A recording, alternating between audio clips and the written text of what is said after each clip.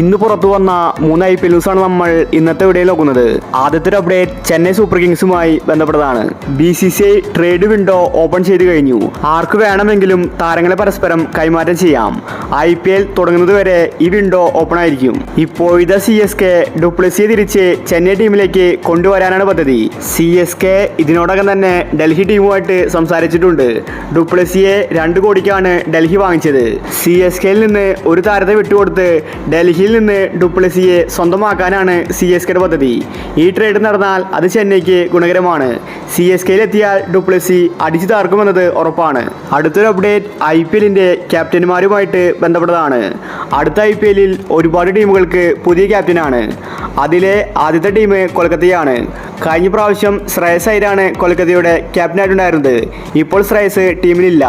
അതുകൊണ്ട് അടുത്ത IPLൽ വെങ്കടേഷ് അയ്യരെ ക്യാപ്റ്റനാക്കുമെന്ന റിപ്പോർട്ടാണ് വന്നിരിക്കുന്നത്.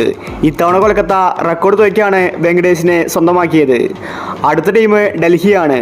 ഡൽഹി 14 കോടിക്കാണ് രാഹുലിനെ സ്വന്തമാക്കിയത്.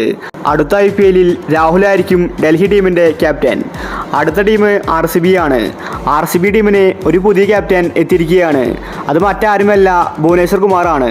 ഭുവി RCB ക്യാപ്റ്റനാക്കുമെന്ന റിപ്പോർട്ടാണ് വന്നിരിക്കുന്നത്. കോഹ്ലി ക്യാപ്റ്റൻ സ്ഥാനം ഏറ്റെടുത്തില്ലെങ്കിൽ ഭുവി ആയിരിക്കും അടുത്ത IPLൽ RCBയുടെ ക്യാപ്റ്റൻ. അടുത്ത ടീം ലക്നൗ ആണ്.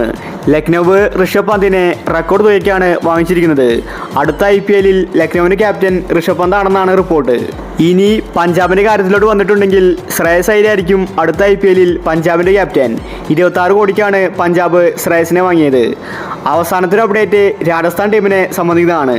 രാജസ്ഥാൻ ടീമിനും പുതിയൊരു ക്യാപ്റ്റൻ എത്തിയിരിക്കുകയാണ്. അതാരാണെന്ന് ഇതുവരെ രാജസ്ഥാൻ തീരുമാനിച്ചിട്ടില്ല. സഞ്ജുവിന് ക്യാപ്റ്റൻസി പ്രഷർ ഉണ്ടാകുന്നുണ്ട്. അതുകൊണ്ട് സഞ്ജുവിനെ ക്യാപ്റ്റൻസിയിൽ നിന്ന് മാറ്റാനാണ് തീരുമാനം. സഞ്ജു IPLന്റെ തുടക്കത്തിൽ മികച്ച കളി കാഴ്ചവെക്കും. പകുതിക്ക് ശേഷം സഞ്ജു കളിക്കാറില്ല. ഇതിന് കാരണം ക്യാപ്റ്റൻസി സമ്മർദ്ദമാണെന്നാണ് രാജസ്ഥാൻ്റെ റിപ്പോർട്ട്. അതുകൊണ്ട് അടുത്ത IPLൽ പുതിയൊരു ക്യാപ്റ്റനായിരിക്കും രാജസ്ഥാന്. അപ്പോൾ ഇതുപോലത്തെ IPL ന്യൂസിന് വേണ്ടി ചാനൽ മറക്കാതെ സബ്സ്ക്രൈബ് ചെയ്യൂ.